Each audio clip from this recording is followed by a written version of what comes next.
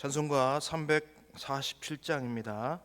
347장 함께 찬송하시겠습니다.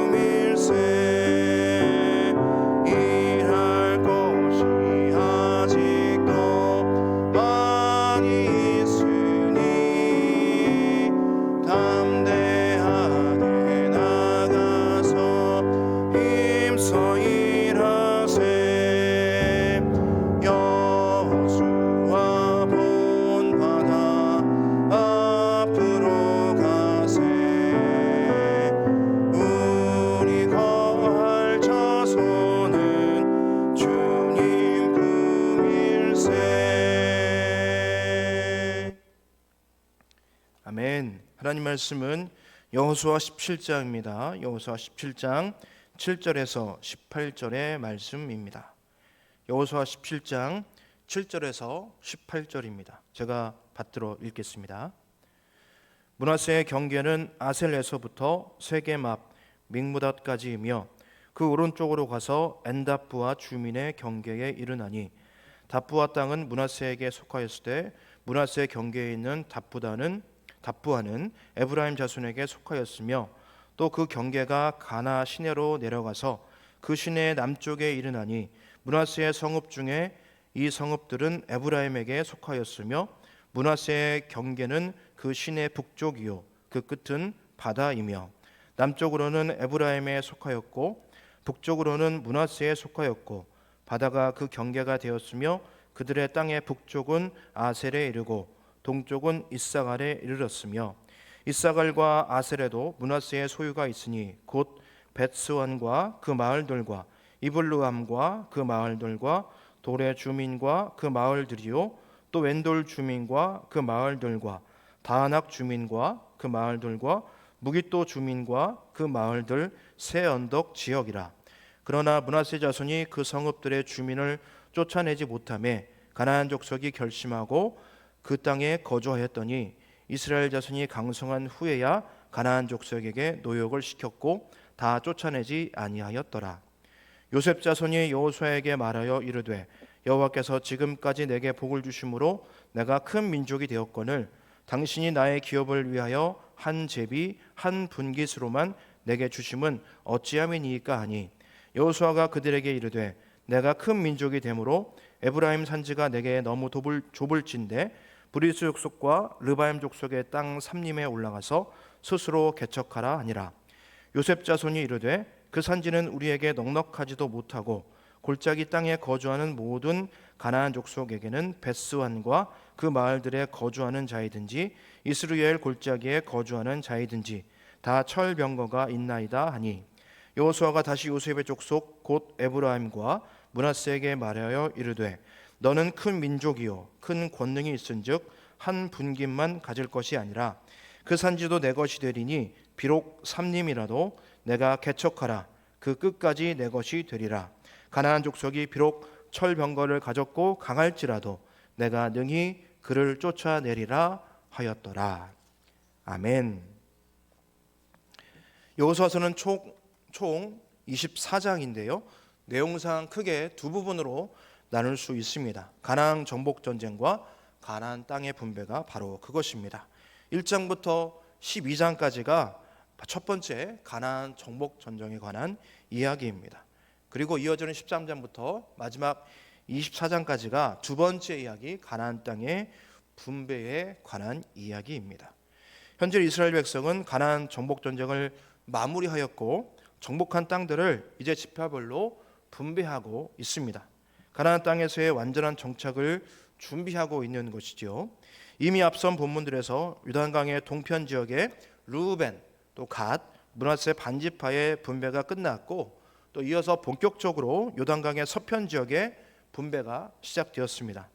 땅을 분배받는 지파 중에서 제사장 직분과 제사에 관련된 제반상을 관장했던 이 레위 지파는 제외되었습니다. 하나님께서 친히 그들의 분깃이 되어주신다고 말씀하셨기 때문입니다. 그리고 요셉 지파는 두 개의 지파, 즉 에브라임과 므낫세 지파가 되었습니다. 요셉이 야곱의 12아들 중에서 실질적으로 장자의 역할을 수행하였기에 아버지 야곱에게 받은 분깃도 장자가 받는 2배의 분깃을 받았던 것입니다. 그래서 두 아들 므낫세와 에브라임이 땅 분배를 받을 때에 각각 한 분깃씩 그렇게 받았던 것입니다. 므낫세 지파는 반을 나누어 이미 요단 동편에 땅을 분배받은 상태입니다. 므낫세 지파는 이유는 명확하게 드러나지 않고 있지만 두 개의 무리로 나뉘어서 절반은 요단 동편에 또 분배를 받아 또 정착하였고 이제 남은 한 므낫세 반지파가 요단 서편에 정착하게 됩니다.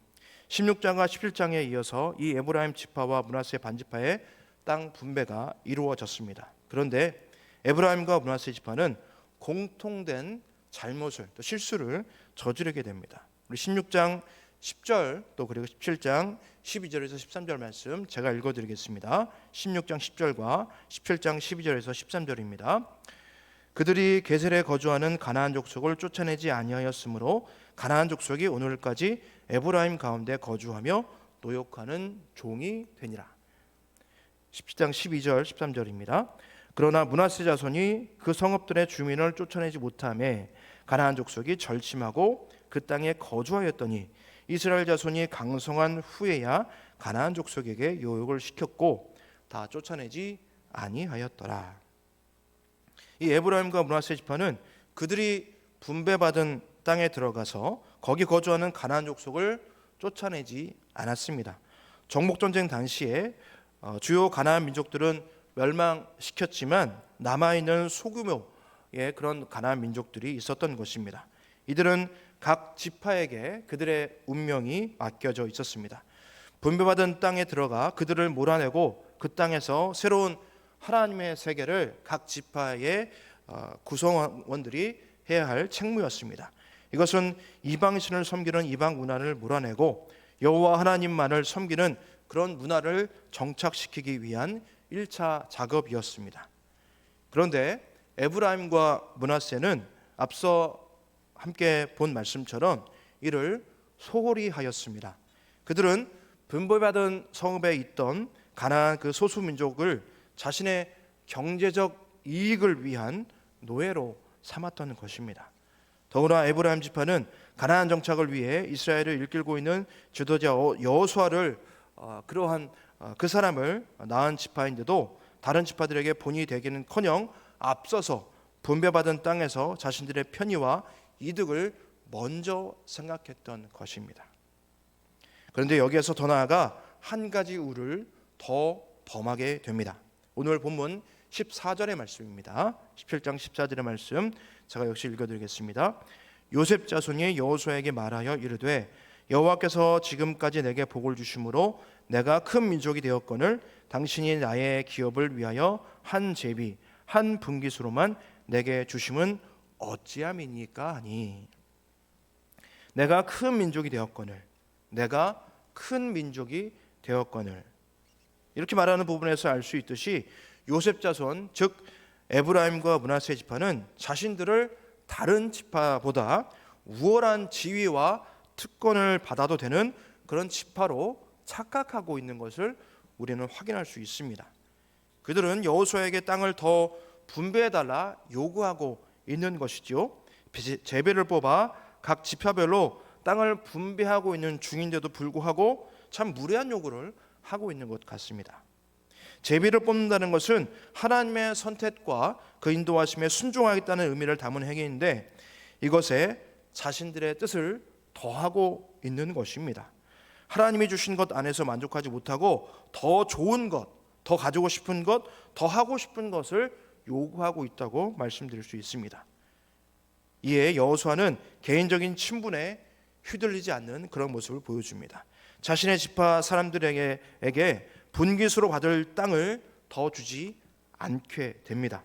그들이 분배받은 땅에서, 이미 분배받은 땅에서 스스로 개척하라, 스스로 너희들이 개척해서 땅을 취하라 라고 명하게 됩니다. 에브라임과 므낫세 지파는 분배받은 땅에 남아있던 가나안 소수민족을 몰아내지 않았습니다. 여호수아는 이들의 모습을 기억하고 스스로 땅을 개척하라고 종용했던 것입니다. 하나님의 명령을 소홀히 하고 있는 자신의 지파 사람들에게, 더구나 다른 지파들의 입장은 고려하지 않고 그들 자신의 특권의식, 누구도 인정하지 않는 그런 특권의식에 젖어 있는 자신의 지파 사람들에게 그렇게 얘기하고 있는 것입니다. 스스로 개척하라. 15절 말씀 제가 읽어드리겠습니다.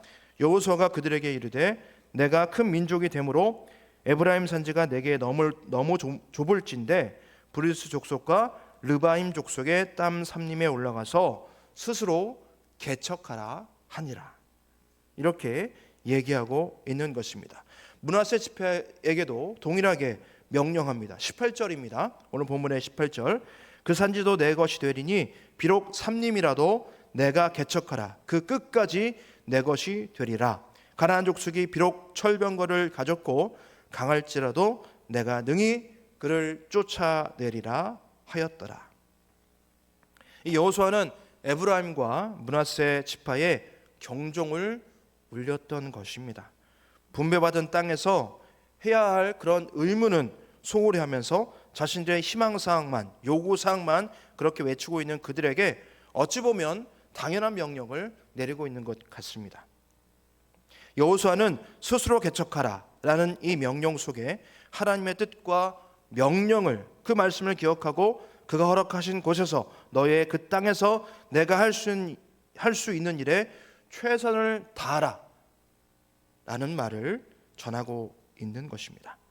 분배받은 땅에 들어가는 것은 끝이 아니라 오히려 시작이었습니다. 각 지파들은 분배를 받아서 정착한 땅에서 하나님을 섬기는 문화와 그 터전을 일고 가는 하나님의 일을 새롭게 그리고 하나님의 뜻대로 시작해야 했습니다. 그러나 에브라임과 므낫세는 특권의식에 젖어 있었고 그들의 땅에 남아있던 가나안 소수민족들에게 어떠한 일도 행하지 않았습니다. 오히려 그들을 두려워하기도 했습니다. 철방기를 가지고 있던 그들을 두려워하기도 했던 것 같습니다. 하나님을 의지하며 새로이 길을 만들어야 할 그 현장에서 그들이 하고 싶은 것만 생각하고 있었습니다. 오늘 본문 속에서 에브라임과 므낫세 지파는 바로 우리를 돌아보게 하는 것 같습니다. 하나님이 허락하신 자리에서 내가 해야 할 것은 잊어버리고, 아니 생각하지 않고 내가 하고 싶은 것만 생각하고 있는 것은 아닌지 돌아봅니다. 원치 않는 상황에서 하나님이 원하는 것을 주지 않으셨다 하며 아쉬워하고 있는 것은 아닌지 또한 돌아보게 됩니다. 이루어지지 않는 일들을 보면서 하나님을 원망하고 있는 것은 원망하고 있는 내가 아닌지 또 돌아보게 됩니다. 스스로 개척하라, 이 여호수아의 명령을 떠올려 봅니다. 그리고 마음에